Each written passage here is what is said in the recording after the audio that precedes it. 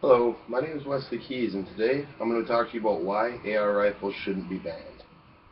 First of all, the abbreviation AR in the letters AR-15 stands for Armalite rifle, which can sometimes be confused with other things like assault rifle, an automatic rifle, etc.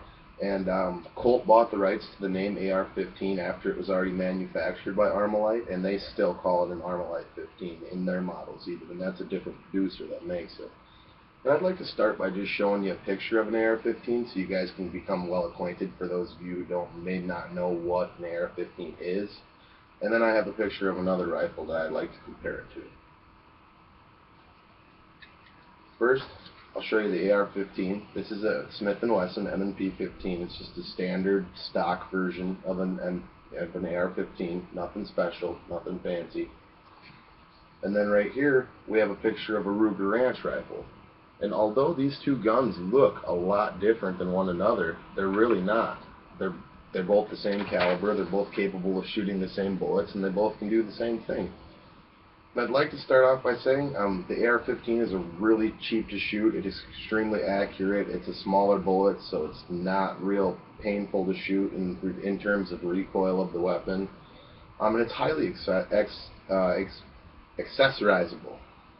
And it's just as safe as any other gun in the hands of the right person, you know. You got to know your facts about guns, and you have to know gun safety before it's going to be a safe weapon. But once you do, it's no more dangerous than any other weapon. It's a great gun for people of all ages to enjoy. It's a really nice recreational gun. It's, like I said, cheap to shoot. You can take it to the range. It's not real hard to shoot. Many younger generations of people choose this weapon system because it's so adaptable compared to some longer rifles with higher calibers, which are more expensive to shoot, and they're not nearly as fun. The AR-15 is chambered in a 5.56mm or 223 shell. They're both the same shell cartridge, but they're a different load. The 5.56mm is a military loadout, so it's a little hotter round than your average 223, but the AR could shoot either one, which makes it even more adaptable. It's a relatively small bullet, meaning that the recoil on it's very low when shooting, so you can shoot a lot more times and your shoulder's not going to get sore from the recoil of the gun shooting. And it's extremely accurate for its size. It's a very small bullet, but it's really accurate and it's nice to shoot.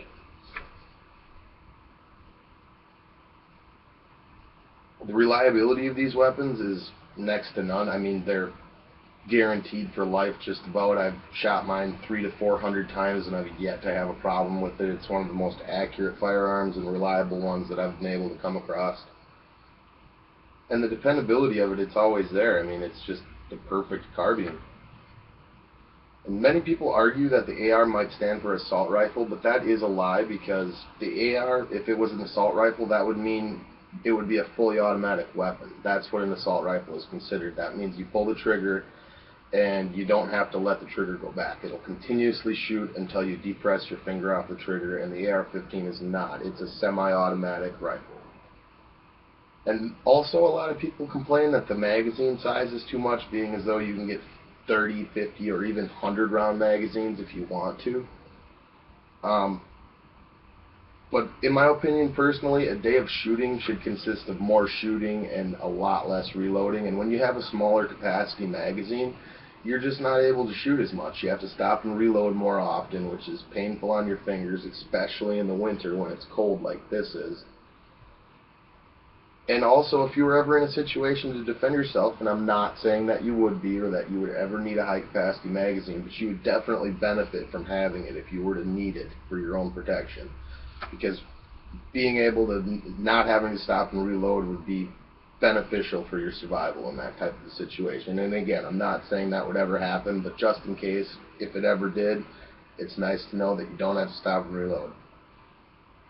And another thing that's great about these weapons, they're highly accessorizable. You can buy just about any kinds of things for them. I mean, they're more customizable than most guns by far. You can put anything on it to make it comfortable just for you. You can outfit it for yourself. And a lot of people actually like the AR platform to hunt with. I don't use mine specifically to hunt, but I guess I could if I wanted to. But a lot of people do use a longer version, a longer barrel version of the AR, and they like to hunt with it. They say it's accurate and has plenty of power to take down a deer. And another great feature about the AR platform is that they're so interchangeable. I mean, it doesn't matter what brand you buy, they're all the same. You can take any parts that you want from any different models and put them together to make one complete rifle, however you want it. And it's relatively easy. It's easy to assemble. The disassembly is really easy. It's easy to clean. It's almost virtually a maintenance-free gun. They don't jam up. It's really fun to shoot. And like I said, it's a relatively adaptable gun for most people.